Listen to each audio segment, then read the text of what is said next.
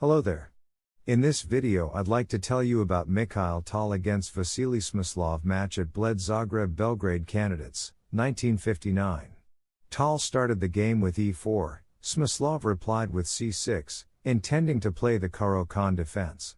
Tal played d3, which is quite uncommon move, also called as Breyer variation, and Smyslov, as expected, played d5. Then Tal played knight to d2, Smyslov moved pawn to e5, occupying the space in the center. Tal developed knight to f3, attacking the e-pawn, and Smyslov plays knight to d7 to protect the pawn, which is slightly inaccurate. Tal pushed his d-pawn, provoking exchanges of central pawns. Here, Tal had a little bit stronger position because knight on d7 wasn't doing anything useful, furthermore, it was blocking white square bishop. Smyslov played knight to f6, Tal moved his bishop to g5, pinning that knight, and Smyslov developed bishop to e7, unpinning the knight. Best move for Tal here is knight to d6 check, making Smyslov to give up his dark square bishop, but instead he decided to save his pieces and castle queenside, bringing rook to attack. Smyslov in reply castled kingside, and then Tal belatedly moved his knight to d6. Smyslov played queen to a5, attacking pawn on a2, and Tal played bishop to c4, protecting the pawn. Then Smyslov attacked the bishop, moving pawn to b5.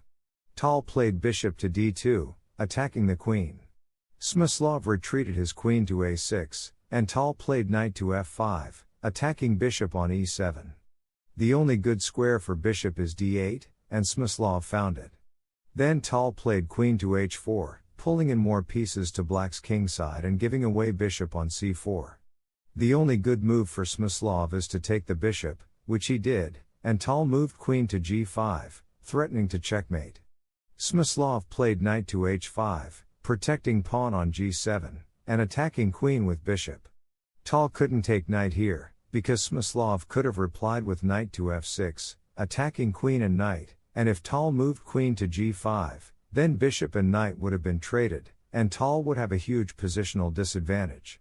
So, Tal didn't capture the knight, but instead played knight to h6 check. The only move for Smyslov is king to h8, and then Tal captured knight on h5. Now it's safe. Here, Smyslov couldn't capture the knight, because it's a blunder, and Tal could play bishop to c3 check. The only decent move for black is pawn to f6, white captures pawn on h6, and the idea is to play knight to g5 later on, creating a checkmate threat. Smyslov saw it and played queen to a2, capturing the pawn and threatening to checkmate. Tal plays bishop to c3, applying pressure on g7 pawn, and creating a path for king. And here Smyslov played knight to f6, attacking the queen, but it was actually a blunder.